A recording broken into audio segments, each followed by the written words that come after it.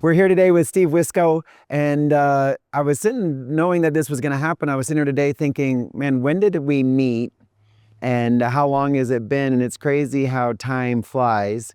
And we literally, I think we met in about 2005, 2006, Thursday night, Elways, ladies' night. I was with my wife, so it's totally fine.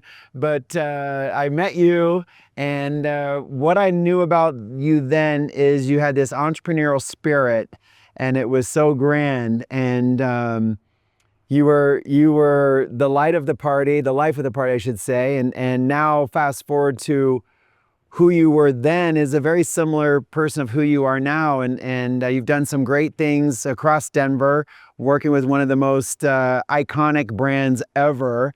And I'm just honored to be here with you today, call you a friend, and be somebody that I've done business with in the past year, and absolutely loved it. And just everything that you're doing with the toy drive and everything else, it's just amazing.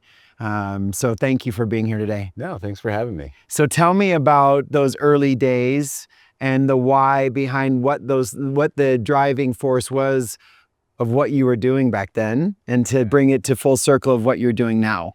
All right. That's a tough one. I moved to Colorado in 1998 as a dyslexic stockbroker with $300. So it's been a wild journey. Just leave it with that. So, yeah, yesterday I got my car serviced. I went so I'm the marketing director of Ferrari now. I've been there almost 9 years. So it's my job to create experiences that don't exist. At the end of the day, I'm supposed to move a product or service, but it's a lifestyle and a story, because no one really needs a Ferrari, right? I sell things that no one really needs.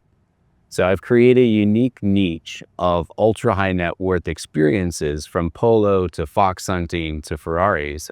And at the end of the day, I always have this funky twist of how can I support kids, education, in the community. And I've created this very interesting space of doing that and showcasing businesses and brands and getting to partner with them at the same time. So I like it where everyone benefits. It's always a win-win. You call Wiskow.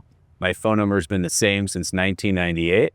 I always take the call, and I always say what I do, and I always deliver. Yeah. You can count on me. It's a funny, but yes, I don't know if I owned a whiskey company then or what, but yeah. So I started in mortgage banking in 1998. Yeah. So I was servicing my Sprinter van. I bought an off-road turbo diesel to go hang out with my kid, right? Yeah. And to the point now, I've done all these things. I'm a dad now. My kid's gonna be 7. I bought like a badass turbo diesel. He's got snacks. He's got a bathroom. Yeah. You know what I mean? Yeah. I can't do 200 miles an hour anymore, but I probably shouldn't. I've fallen off a lot of horses. I'm just trying to like recap and then continue on. But I would love to find that energy of thinking I could do anything that I wanted. Like I really missed that drive. I moved to a state I didn't know anyone. Yeah. $300. Yeah. I slept on a sofa for $150 a month. I sold cashmere sweaters and clothes to buy grocery money. The owner of Weekends, John, I went and saw him on, I think like 2 days ago. I walked around Boulder. I got the car serviced, and I thanked him. And I just said, you know what? You probably don't remember, but you gave me a job so I could eat. I didn't have a suit, so you lent me a Hugo Boss Navy suit, and I got my first job in mortgage banking, and I learned how to make 350 cold calls a day. And that was the start of my business career. Yeah. What did you take from that experience? And first off, that's huge and admirable of you to go back and say thanks, because so often we forget to do that, right? And what was his response? Did he remember you? He did. Yeah, he was all smiles, and he was kind of blown away of, everything that I've experienced in the last 27 years of business, from having made and lost all my money multiple times, and businesses that worked and businesses that failed. Yeah. I mean, my whiskey company, after 7 states, I may off the record have moved into a foreclosed property, put a mattress on the floor, and then built a vintage Airstream rental company. So if it happened again, I had a place to sleep. So it's been an interesting journey. I think with my background, having come from Wisconsin, the University of Wisconsin said I was dyslexic. And I said, great. so I don't have to pay to go to school? And they're like, correct. I'm like, I want a finance degree. And I think I realized then that supposedly I never learned my phonics. I was never dumb as a kid. Right. I was driven. I had ideas that were sometimes ahead of their time. And I'm the first in my family to go to school. So they said I couldn't do it. So I did it. I got a finance degree. The minute I had a couple of $100, I don't even remember. Maybe it's 3, it's 5, it's nothing. Yeah. Right. Yeah. I had a tent, a mountain bike, and an Oldsmobile Cutlass Sierra from my grandfather that was probably worth nothing. You know, we spend more on sushi now. Yeah. Yeah. Where'd that grit come from? Because that's not drive, that's grit. Because you had the opportunity to go one way and you saw the trajectory to go do something, I think being told that you couldn't do it to prove people wrong. Where did that grit come from? Who was that you saw that? I don't know. I think it's, I mean, I'm middle-class family from Green Bay, Wisconsin. I mean, my dad was in the picket line. Yeah. So one minute he's bartending and I could watch basketball games. The other minute he's in the picket line because he worked for the man. He never took risk. And I decided I'm going to put it on the line. And I have multiple times. And I've made and lost all my money. I've given it all away. Yeah. But at the end of the day, you don't really need a lot. You know what I mean? And I feel like the world is pretty stressful and it continues to change. Business changes. But business is always the same. If you take care of your people, you surround yourself with people that motivate you, the minute you do that, I mean, they always say, right? If you're not growing, you're dying. Yeah. And it's like, how do you continue to push yourself to be better? And you guys do a great job. Yeah. You, your business, your family, like I have honored you for a long time and respect who you are as a man, as a businessman, as a father. But yeah, how can I promote? At the end of the day, I have to sell a product or service, right? It just happens to be one of the most expensive cars that no one really needs. Right. Enzo Ferrari said that we don't sell cars, we sell dreams. So when you have a poster on your wall as a little boy and you get a paper route, then you work in a grocery store and you work yourself up, eventually, you know, God forbid, you would have the means, if desired, still in your life to buy that automobile that you've always sought out. So it's an interesting thing to see someone that have pushed and grind and did what they had to do, and it wasn't easy, right? Yeah. And they did it anyways. They got up. They made the phone calls. They shot the emails. Yeah. They didn't celebrate that deal. Let's go have sake. I'm going to beat the phones again because you're only as good as your last sale, right? Right. And it's cool to have them sit in the Ferrari that they purchased, their very first exotic car. And you could just see the look on their face. Yeah. Like, I made it. Yeah. At the end of the day, it's a car. It's a very sexy, fast car. Yes. Right? But it's a sense of accomplishment. So it's fun to see that. It's fun to see full circle of being able to relate to any and all social class, being able to support the community and the nonprofits. We had a small group of guys. I couldn't even really afford my dues, but it's called Denver Children's Foundation, Denver Polo Classic. Mm-hmm. So I helped run the largest polo fundraiser in the United States, 100 guys. We teach kids how to give back between the ages 20 and 39. Once you turn 39, you age out. Yeah. And the cool thing about that is my entire 27 years in Colorado was based upon one group. One group took me in. I paid my dues. I learned how to give back. And I realized that it doesn't matter if you have a $500 pen in your pocket. It doesn't matter this and that. It's how can you make the world better? How can you support those kids? Yeah. I mean, I built a whiskey company so other kids didn't have to try as hard as I did. I had guns on the label. Yeah. Build tuition funds for military kids. I'm like, everyone deserves an education. Everyone deserves a chance. And it's up to us to support each other, to help each other thrive. I love it. It does. There's so much to unpack there, but why do you think, because you hear that and you're like, oh my gosh, that right there should be a $1 billion company. Mm-hmm. Why do you think it didn't get to where your vision was seeing it? I was a little early. I think Stranahan sold the Proximo brands for $50 million.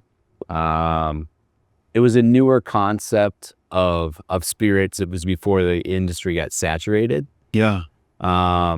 but it's just business. Yes. Business is all about timing. It is about grit, right? Yeah. So when it doesn't work, I mean,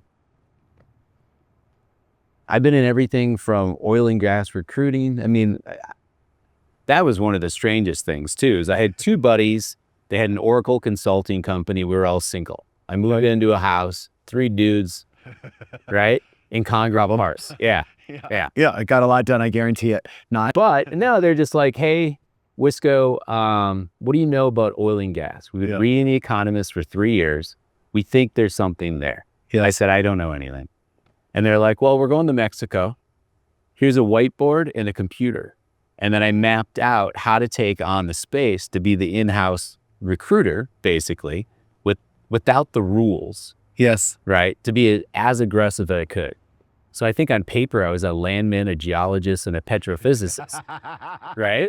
But I was able to throw chinos on. I was able to go to a Halliburton, Schlumberger, Williams, any of these groups, and I would make money by giving people opportunity. I think that was probably one of the only roles where there was none. I was still involved with the Denver Polo Classic.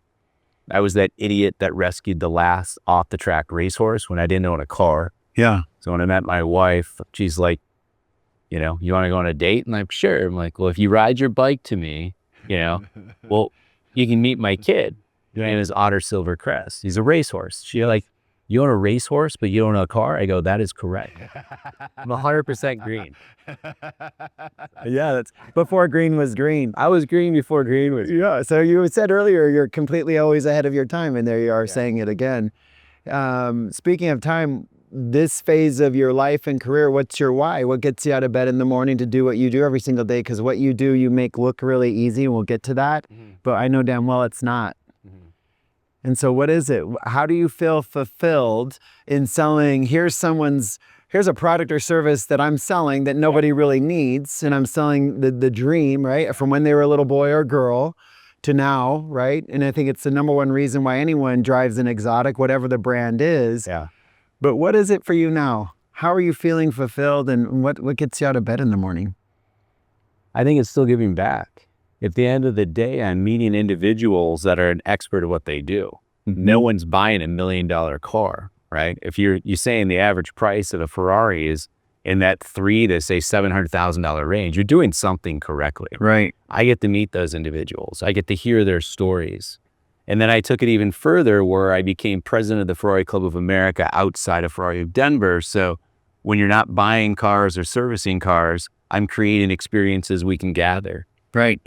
How can we put together a drive, or let's go to this business? And the nice thing is I can choose businesses and partners where they will benefit by working with Steven. Yeah. Right. So it's a diamond store, a jewelry partner. I have an HVAC partner that makes $800,000 movie theaters. Yes. Right.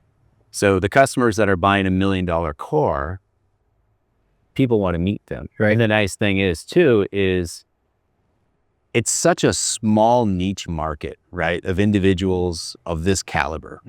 So what are the other businesses that also need to sell products and services? And how do we create something fun where nothing feels salesy? Yeah. I have a group of 50 people. We swing into Lugano Diamonds and Aspen. I get a fire permit from Jan, the chief of police in the fire department, right? Yes.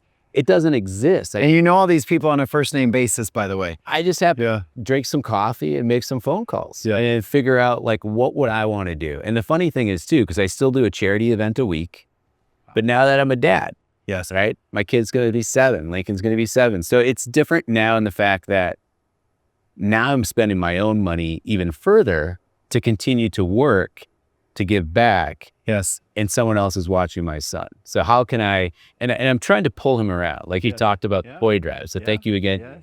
But I mean, we did a 150 car rally to the hospital. It was our 17th year. Yeah. From the police escort to, right, businesses such as yourself. Yeah. I mean, you guys collected toys. Yes. So kind of the beautiful thing about what I'm doing is I'm teaching people how to give back without it costing them any money. Right. Like, how can you say, hey, HVAC company, right?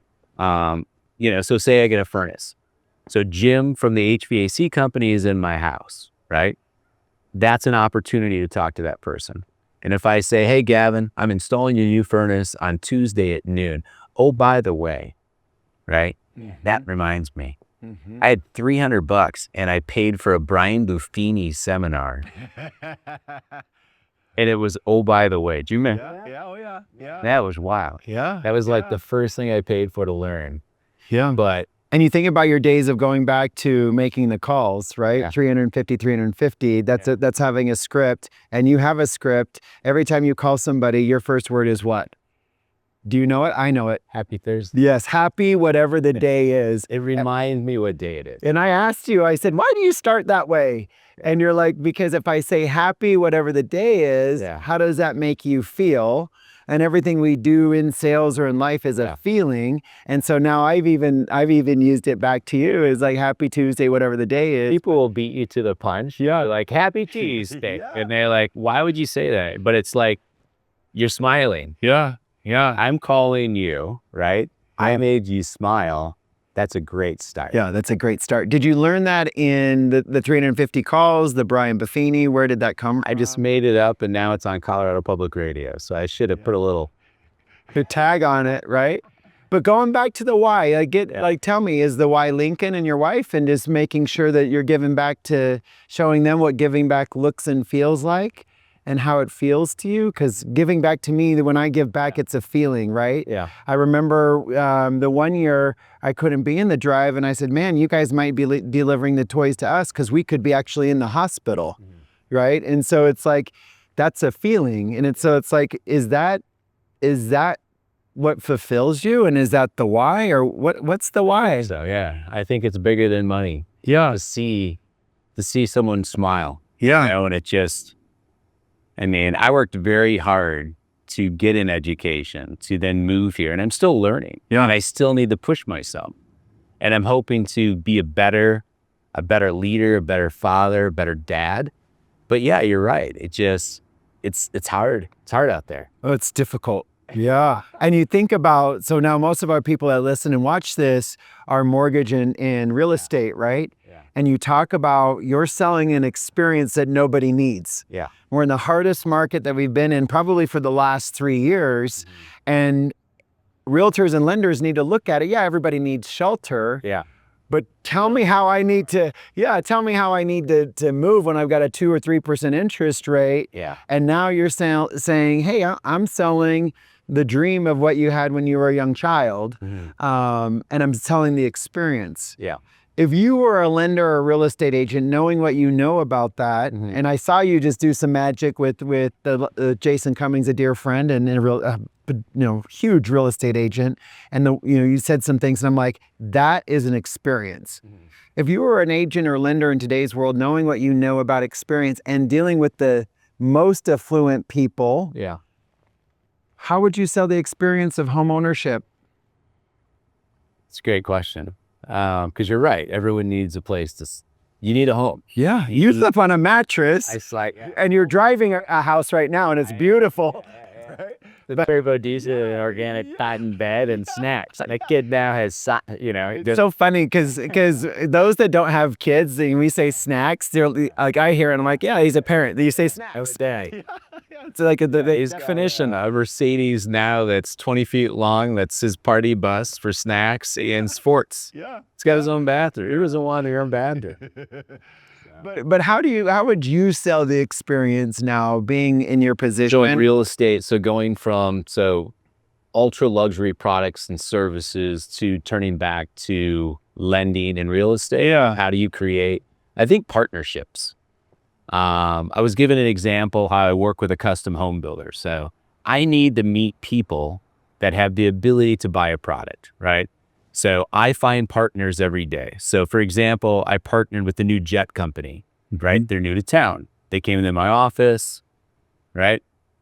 Yeah. Called Jet Consult. Yeah. Right? So anyway, so I find businesses that need to meet people, and it's a win-win. If you're buying airtime on a private jet, Yes. right? Or Krista and I got to fly an airplane for the first time. Neither of us is a pilot. For like 3 hours. You landed. Yeah. So it's like serious aviation. So these guys, they want to meet Ferrari customers because they sell the Ferrari of the sky, the Tesla of the sky, right? Right. It's 1.5 to 5.5 million dollars. They need to meet people that can buy their product. Yes. So they work with me and Ferrari in order to meet these people. And we can elevate these experiences, because if you're buying a car, chances are you go to an event, you're like, I can buy that. Yeah. I can buy a plane for $1.5 million. And it opens up their way of thinking. You're right. I mean, I'm cruising around with my kid, going mountain biking, just trying to get outside, figure out the next new ideas. Yeah. Right? How can I, because if you're in your hole, and I don't want to go dark, but I had an individual that's in his 20s, and he was terminated from his job. And I wanted to be there for him. Yeah. Because I've been really, really low. I've been really, really dark. And I told him that the last time I was down to $25 to my name, I borrowed a lawnmower and I put it in the back of my Audi. So I had no money. Yes. Car. I don't even know how I put gas in it, but I would mow grass for friends, get sandwich money. Yeah. Right? And you got to eat. So it's like, I'll mow your grass for $20. And the buddies are like, Wiskow, it's kind of expensive, right? And like, I'm not asking for a handout. Yeah. I'm going to earn a do the work Yeah. in order to make your life easier so I can eat today. Yeah. Right? And but I met with this young kid. I'm just like, it's never that bad. Yeah. You never see it. When you're in a dark, dark place, you have to get outside. Yeah. And being outside has always been my jam. Yes. Fresh air, talking to people. But you can find darkness, and it's hard. Right? Yeah. We're in a strange time, but I think it's always been strange. Yeah. Life has always been weird. Yeah. Business has always been hard, but it's like, you just got to figure out what drives you. I like to help people. I like to create an impact. If we take kids with 2030 Denver Children's Foundation. I mean, we take kids that meet their grades in Denver public schools. We take them to Target, right? We give them money, they budget. And it's cool because you can roll up in a cool car. Yeah. And they're like, wait, you're not a basketball player. Right. You're not a baseball player. Right. Who is this guy? Yeah. How did you do it? How'd you do it? And it's like, well, it's not easy. Right. And I'm still pushing. Yes. I've definitely not made it, but I'm going to keep trying. But it's like, you can give hope to people that think they have no hope. Mm-hmm. You can create sunshine for people that are in the dark. Mm-hmm. And I think we owe that to each other, right? When something happens to you and your family. Yeah. I mean, that's hard. Yeah. You know, and you need people to be sincere. Yes. And I've realized too that when you're running around Cherry Creek and you're single and you're silly, everyone wants to be your friend. Yeah. But when you actually need help, no one will call you back. Yeah. That's why I asked you for coffee today, and we ended up doing this. Yeah. Yeah. You talked about stories, right? You hear the stories of all these high net worth people.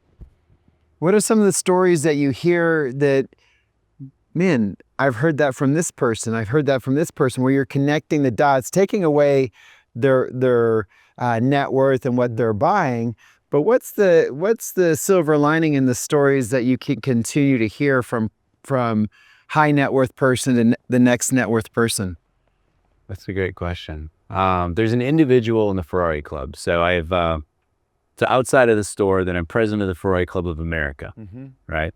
And then outside of that, then I'm regional director of Ferrari Club of America for 6 states. Okay. Which means I even have a better reach. I just nominated a new president in Utah. Yeah. He started Rodizio Grill. Oh yeah, I know that guy. Yeah. I did a loan for him when I used to live in Utah. What is his name? Ivan. So Ivan's the president of the Ferrari. Yeah. So I had the ability to meet someone like him and be like, you know what, you're going to be a great leader in this area. Yeah. And now I can, give him a call. So the nice thing is I'll build a rally to Salt Lake City in Utah. Yes. All the businesses that they visit will benefit. Yes. If you're an art gallery and you serve our customers a glass of wine, a snack, maybe some music, right? A snack. Yeah, I haven't eaten yet.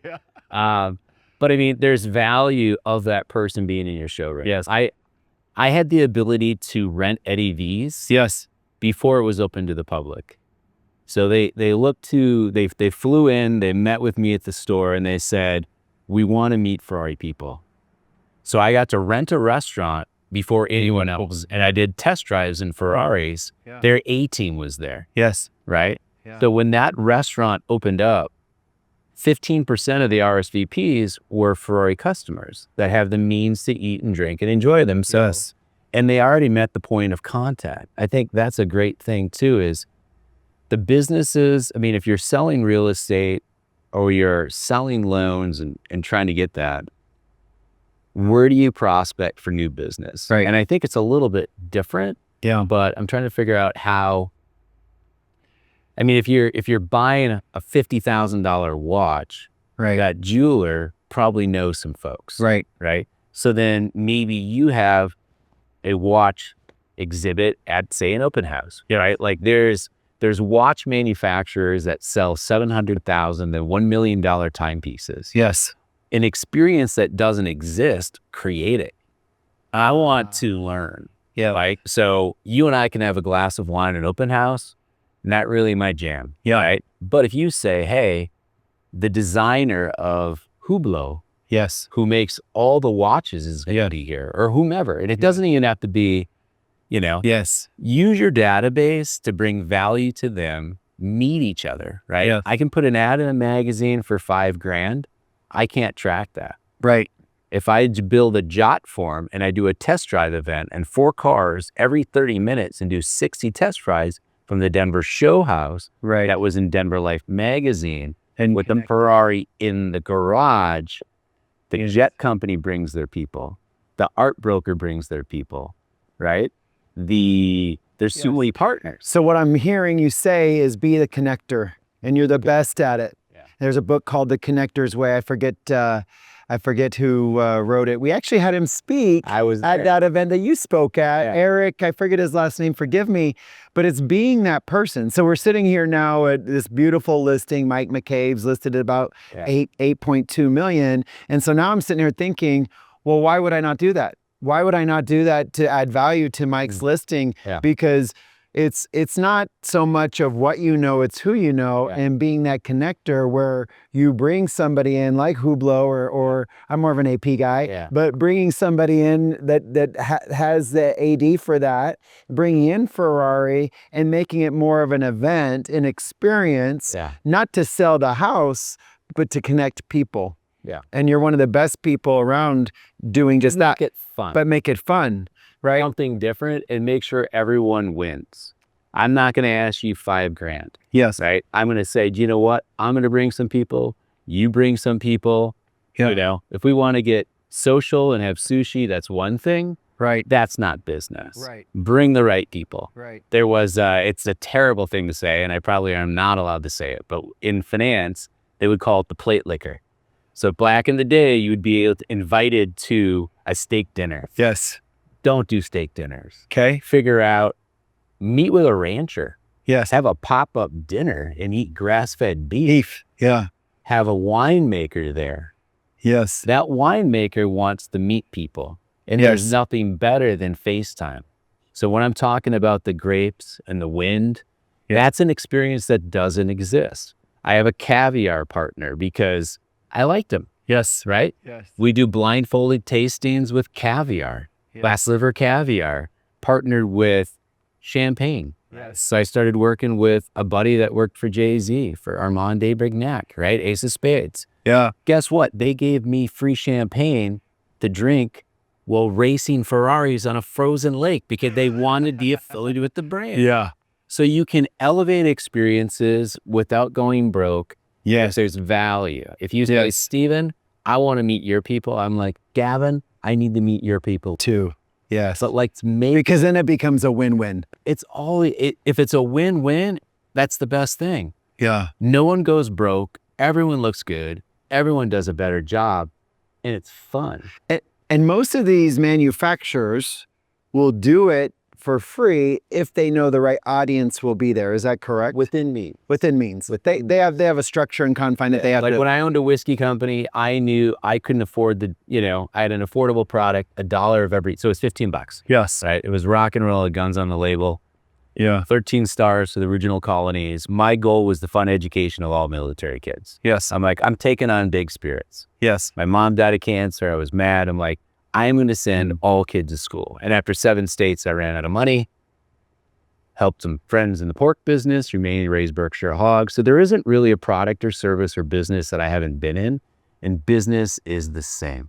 Yes. Do what you say, do it well, smile, take care of the people around you, and it'll come back. It won't always be easy. Right. But it just things that, I mean, you're going to go home tonight with your family, right? Right. And you have an opportunity of where am I going to get dinner? Right? Mm-hmm. You could support a new restaurant. That restaurant could deliver to you. You could, but it's the experiences that don't exist. Like you just make stuff up. Yeah. Start at the top, make it wild. Yeah. Right? Like you want to do, I don't know, hot air ballooning, with champagne, or just think of the craziest thing you can And go do that. figure out how to do it. Yes. Make a phone call. Why are most people, as we wrap up here, why are most people afraid of that? They're afraid to think big like you've done your entire life, afraid to take risks. What do you think holds most people back? Fear Of failure. failure. Yeah. So if you knew you couldn't fail, what would you do? What I did. And now I know I can fail. But you have to keep pushing. Yeah. And now my reasons are different. I don't need an airplane, right? I got a little man. Yeah. Can I make his life better? How can I give him the opportunities I didn't have? Yeah. Yeah. How can he experience life to give back, to do whatever he wants? I mean, the world, I used to love saying the world is your oyster. Yes. Now I feel like, it's a kick in the shin. But you know what I mean? It's like children are the future. Yeah. Our kids are the future. I see so many people that are young professionals that don't want to have kids. Yes. The world's messed up. I don't want to have kids. I'm like, I don't care what I drove or what I ate or what I drank or how much money's in my pocket right now. When you open the door and there's a mini me, there's a little guy, right? Your wife, your daughter, your kid. That's their world, man. Like they look to you, you're a hero again. Yeah. Doesn't matter. You closed the deal. You didn't close the deal.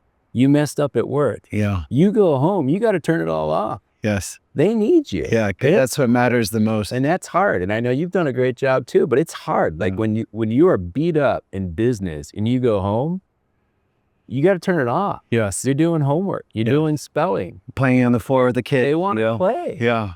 Yeah. You really got to let it go. And it's something I need to work on. I need to let it go. If a flight gets canceled, if I get a speeding ticket, well, drive in a rental car in Italy, right? Because I can't meet the sirens, right? But it's like, you got to figure out, and I'm working on it. How do I let it go? Right. Because my kid's going to read my energy. If I'm stressed, he's going to be stressed. And how do I control that? Yeah. But like, how do I give him every opportunity and all kids opportunity? I mean, it's unlimited. I mean, we could leave today. We could go to a restaurant. Chances are someone will serve you. Give them a chance. Yeah. Listen to them. Like really ask them, Yeah. Tell them happy Thursday, Yeah. Yeah. Steven. Yeah. Let them talk. And it just, like I did it the other day at a snooze restaurant. Amazing story too. Yeah. John started Snooze. He now owns a vineyard in Italy by doing breakfast. Yes. He focused just on breakfast. Now he owns a winery called Ottimo. He moved his family there to Italy, and now he's back. You know what I mean? The world is this big circle, right? And it's just like, you're always going to run into each other. Yeah. And I think the one thing about Colorado that I think is wild is it's a very small city. Yes. And it's very important. And it's even smaller when you get into that circle of what you're talking about with these individuals. Yeah, I mean, in that too, but just you're always going to see that person again. Yes. Think about that. Yeah. Like, Yeah. don't turn and burn. Be the bigger person. People that owe me a lot of money will still ring me and ask to go to a charity event when they can afford the ticket. Yeah. You know what I mean? But just be the bigger person. Yeah. And try to give back. And I think it'll be so much better. Like I get excited when I talk to you because it brings the energy that I need. Yeah. Right? Yeah. I can sit in my little spot and I can drink my coffee. But unless you go out and talk to people and experience the energy and the sunshine, right? Yes. You're just not going to get it. Right. So like, you got to get outside. You got to be that light that people want around you. Yeah. Right. And they're going to give it back to you too. Cause it's like, you can't always be glorious for it. Right. I almost like, I tried to admit, I I didn't want to come today because I don't have any mojo. I got no mojo today. Like, I'm burnt. It's been a rough year. Yeah. Tariffs on cars. You imagine, getting a tariff on a $700,000 car or waiting years to get a car. Yeah. Right? That's the thing too. Yeah. You want a new Ferrari, you got to wait. How long is the wait? Say 2 years. Yes. Yeah. Yeah. And then you got to keep them engaged and loving the car and everything else along the way. So a lot of what I'm doing is called waitlist management. So you mean imagine buying this house, right? So this house is what, 8, 9? Yeah. Beautiful. Yeah. I love this. I need the air car here. Yeah. But imagine buying a home. Well, I guess it's the same thing as a custom home builder, but yet, because you're staying engaged, right? Yeah. You're building a home, right? So you have a custom home builder, you're building a home. You're not going to move into that home for 3 years. Yes. How do you keep that person engaged? I think this is a really bad example. And lifestyle changes so much along the way. You get sick, you lose your job, you get divorced, whatever. Right. Things change. Right. And how do you keep that person engaged to be excited about your business and brand? Right. And the friends that have never owned Ferraris, they buy a Ferrari, but they don't want to come show up at events until they have the Ferrari. Yeah. without their Ferrari. Right. But you're invested in that, but it takes for a while. The Ferrari brand is a very unique brand. Yes. I probably shouldn't say it, but I think of it as a Ferrari FICO score. Ferrari rewards existing customers. Yes. If Gavin's owned 20 cars, Wiskow's owned 1, you get the car. Really? Yeah. So the nice thing is you're rewarding people by having scarcity of the brand. It protects your value, Mm-hmm. right? If there's 100 people that want 5 cars, the value of that car is there. So it's an interesting thing where in school they tell you depreciating asset, but for a fact, there's cars that you can buy that once you're invited to, are $3.2 million. Correct. That car could be worth $7 million, but once again, you have to wait. Yes. 24 months. Yes. You can't sell that car. Yes. Imagine paying $3 million on a car. Right. It's an alternative Yeah. that most people don't think about. Art, Same cars. Yeah. It just, watches, you can see it, jewelry, maybe not as much, but yes. Yeah. but at the same time, art, you throw some art in here, have someone painting. Yeah. Like, I'm not a creative person. Well, I guess I am. Yes, you are. But I can't play music. Yes. I can't paint. Right. Ask my wife, I can't build anything, Right. but I can beat the phones and I can build a business and I can create anything for $500. Last question. Yep. How would you sell, and stay on course of this, Yeah. how would you sell this house? Today? From your experience of doing events and bringing people together, if the seller was come to you and said, Stephen, how would you sell this house? Assuming I want to move it before Christmas? Yes. Yeah. It's going to be chilly. I have to accommodate for that. Create an experience of 20 people that can buy the house. Yeah. Find a jewelry maker, some wine partners, a top chef. Like I like to work with Chef Dane. He's Lewis Hamilton's private chef. Yeah. Right. I like him. Yes. He shucks oysters. Yes. Right. I'd have East Coast versus West Coast. I did a really silly idea after I did total knee replacement. Right. I was wearing a Ferrari tracksuit, and I came up with an idea called, it was cured meats and fresh beets. So I had 90s hip hop. Yeah. I had Louis the 13th. Yeah. Okay. Louis the 13th wanted to meet our people. Our people wanted to meet Louis the 13th. I have free cognac. Yeah. Right. Wow. But it's like, find things that don't exist that you'd want to leave the house for. Right now, and you're away from your family. Right. In the evening, that's even more important. What would make you excited enough to do it? So build that experience. What would make them excited enough to get out in this weather to come here? Yeah. And build that experience Learn something. but with 20 people, not the masses. You don't need thousands of people. Like the polo event we ran for thousands and thousands of people. Like you just need 10 of the right people. Yeah. And a product or service they want to learn about. Like I work a lot with artists. Yeah. I work a lot with art appraisers.